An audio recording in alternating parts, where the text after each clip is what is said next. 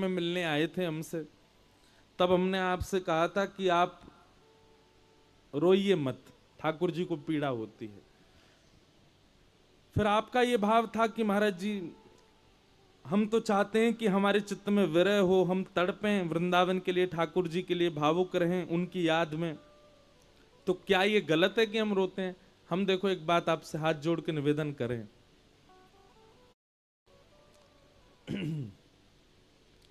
भोजन रुदन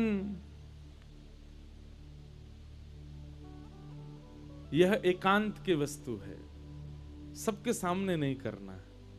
भोजन भी सबके सामने नहीं करना चाहिए, एकांत में करना चाहिए। ऐसे ही प्रेम आतुर होकर के जब नीर नेत्रों में आते हों, वो भी एकांत में हो, कोई ना हो आसपास आपके और आपके नेत्र सजल हो। हमको आप देखें, हम कथा में कई बार करुण प्रसंग तो इसीलिए नहीं बोलते कि फिर रुका नहीं जाएगा। कई बार अब जैसे ठाकुर जी के मथुरा गमन की लीला है, कल देखना कथा में आएगी, हम झटपट भागेंगे वहां से, वो कहीं नहीं पाता मैं क्यों, क्योंकि कहने लगा तो स्थिति बिगड़ जाती है। रुदन जो है ये व्याकुलता, विरहता, ये प्रेम को पुष्ट करती है, पर एकांत में, सबके सामने नहीं, ठाकुर जी के सामने भी नहीं। हम तो ये बात कहते हैं सब लोगों से, ठाकुर जी के आगे भी रोना नहीं चाहिए। अरे भाई, जिनके आगे रोना चाहिए उनके आगे नहीं रोते, किसके आगे रो? संसार के आगे रो, समाज के आगे रो, विषयों के आगे रो, उनके आगे रुदन नहीं होता हमसे। और ठाकुर जी प्रेम स्वरूप ठाकुर जी, आनंद स्वरूप ठाकुर जी, उनके आगे हम क्यों रो रहे हैं? इसलिए जब भी ठाकुर जी के सामने जाओ, प्रसन्न मुद्रा में जाओ, चाहे आप कितनी पीड़ा में हो, कितने आर्त में हो, कितने कष्ट में हो, कितनी व्याकुलता में हो, कोई फर्क नहीं पड़ता, ठाकुर जी के आगे तो हंसते खेलते हुए जाओ। इसके पीछे कारण बताएं भाई। जिसको देखो ठाकुर जी के आगे रोवे ही आवे। अगर 1,00,000 लोग मंदिर में खड़े हैं तो 1,00,000 लोग सब रो रहे हैं। भले जरूरी नहीं है सबके आंसू निकले, पर सब रो ही रहे हैं। कोई कह रहा ठाकुर जी मेरी जॉब लगवा दो, कोई कह रहा ठाकुर जी मेरे एग्जाम पास करा दो, कोई कह रहा मेरा ब्याह करा दो, कोई कह रहा है मेरे माता जी को ठीक कर दो, कोई कह रहा मेरे बालक न है रे बालक करा दो, कोई कह रहा मकान नहीं बनना मकान बनवा दो, कोई कह रहा पल्ली गली वारी तो मेरा ब्याह करा दो, उसके पिताजी नहीं मानने, बिहारी जी आप कुछ करो। इतने लोग रोने जाते हैं ठाकुर जी के आगे और हम भी रोवे चले गए। भैया आप लोग कभी कभी वृंदावन जाते हैं तो जब हम अपने प्रेमी के पास जाते हैं तो प्रेम का एक स्वरूप होता है, प्रेम का एक स्वभाव होता है कि जब हम अपने प्रेमी के पास जाते हैं तो सच्चा प्रेम यदि होगा तो आप अपने दुख को छुपा करके जाते हो।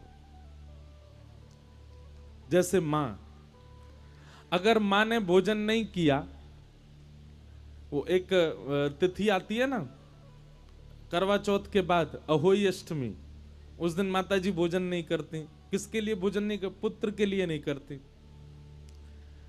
क्या भूख नहीं लगती? उनको लगती है, लेकिन प्रेम इतना ज्यादा चरम स्थिति में होता है, जब तक तारे नहीं दिख जाते तब तक मां भूखी रहती है। उसका बालक 1-2 बार पूछो, मां तू ठीक है ना? हाँ बिल्कुल ठीक हूं, कोई दिक्कत नहीं। जहां प्रेम में रो रो करके बताया जाता हो ये पीड़ा, ये पीड़ा, ये पीड़ा, समझो प्रेम आपका कुछ % कम है। प्रेम में तो अपनी दिक्कतें, अपनी तकलीफें, अपने स्वभाव को, अपने आर्त को छुपाया जाता है। वहां बताया थोड़ी जाता है कि हम कितनी परेशानी में हैं।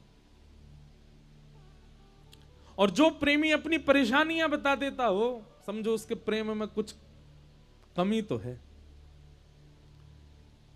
प्रेम में तो प्रेमी परेशानी भोग लेता है, लेकिन अपने प्रेमी को पता तक नहीं चलने देता, खबर तक नहीं पड़ने देता कि वो परेशानी में है। हम भी अपने ठाकुर जी से कभी कभी मिलने जाते हैं तो जब जब मिलने जाएं, रोने क्यों जाएं? हाँ, बिहारी जी के मंदिर की दहली तक रो लो, लेकिन दहली में प्रवेश करते ही नेत्र पहुंचो, प्रसन्न मुद्रा में आ जाओ। महाराज ऐसे नाचते कूदते भय जाओ ठाकुर जी के आगे, अत्यंत प्रसन्न भाव में देखो, ठाकुर जी आपको देख करके कहें आहा आ गया, कितना प्रसन्न भाव में आया है। अच्छा एक बात दूसरी, कोई व्यक्ति रोज आपसे मिलने आता है पर जब आता तब रोता ही हुआ आता है, परेशान हो जाओगे आप भी उससे। अगले दिन से घर के सदस्यों को बोलोगे, बोलो वो आए तो उसको बोल देना है हुई नहीं मैं घर पे, फिर रोएगा यहाँ पे आके मेरा ये हो गया ये हो गया ये हो गया। पर कोई व्यक्ति रोज आता है और बड़ी प्रसन्न मुद्रा में आता है, और आता है स्वयं तो प्रसन्न ही रहता, आपको भी प्रसन्न कर जाता है। उससे मिलने के लिए तो आप भी प्रतीक्षा करोगे, वो विलंब से भी आए तो आप व्याकुल हो जाओ, आया क्यों नहीं अभी तक। ठाकुर जी के सामने जाओ तो ऐसे बन के जाओ कि ठाकुर जी व्याकुल रहे, कब आएगा मिलने के लिए। या कष्ट केवल आपके जीवन में नहीं है, संसार में हर व्यक्ति कष्ट में है। हर व्यक्ति के, कोई तन दुखी, कोई मन दुखी, कोई धन बिन रहत उदास, थोड़े थोड़े सब दुखी, सुखी राम के दास। सब दुखी हैं संसार में। इसलिए कई लोग कहते हैं, लोगों को यह भ्रम रहता है कि अगर हम नहीं रोए ठाकुर जी के आगे, अगर हम नहीं चिल्लाए ठाकुर जी के आगे, नहीं बताया ठाकुर जी को, उनको पता कैसे चलेगा कि मैं कितनी पीड़ा में हूं। अच्छा, तो मतलब आपको ठाकुर जी की सर्वव्यापकता पर संशय है। उनको सब जानते हैं वो। इसलिए ठाकुर जी के आगे रो मत। हां, उतनी स्थिति पहुंच जाए कि रोक ही नहीं पाए खुद को, अब तो नेत्र अश्रु अपने वश में ही नहीं थे, तो फिर कुछ कर नहीं सकते। पर फिर भी प्रयास करो कि हम बिहारी जी वृंदावन एक आध 2 दिन के लिए जाते हैं तो 2 दिन कम से कम ठाकुर जी को खुश करके आए। अरे दुनिया जाकर के अपने दुख बताती है, कानपुर के लोग जो इस कथा में बैठे हैं, अब की बार वृंदावन जाओ तो बिहारी जी से जाकर के केवल भुजा उठा करके पूछना, हे बिहारी जी आप कैसे हो, आप ठीक हो, आप आनंद में हो, आप सुख में विराज रहे हो।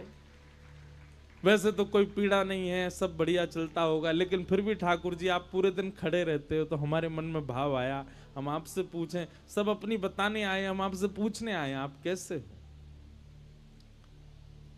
महाराज लोग बाग तीर्थ भी अपनी बताने जाते हैं देवों को, देखो हम कितनी पीड़ा में।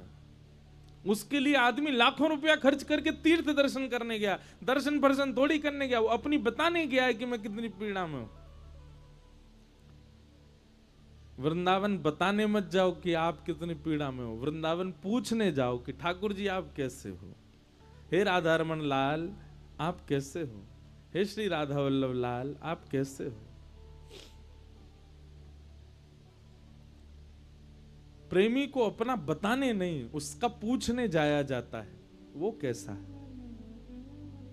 इसलिए हम आपसे मना कर रहे थे दोपहर में कि रोइए मत। और विरह होता है, व्याकुलता होती है, पीड़ा होती है तो एकांत में, जहां कोई देखे ना आपको।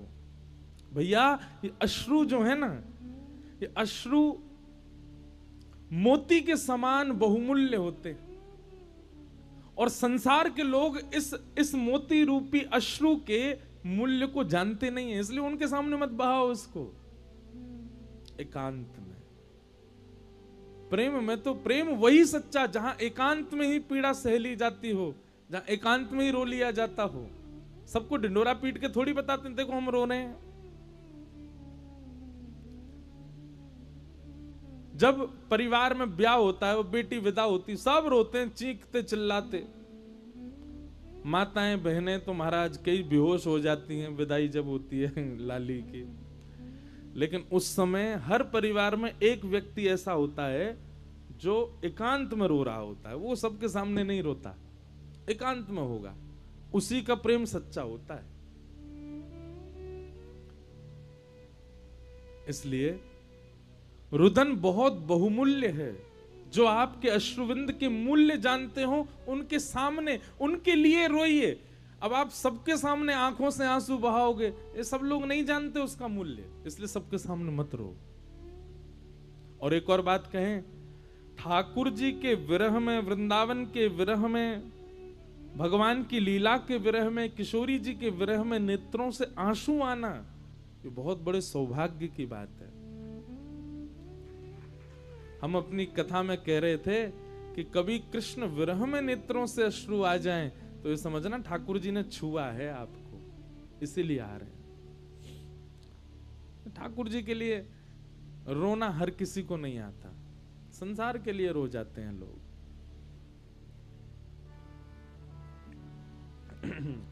तो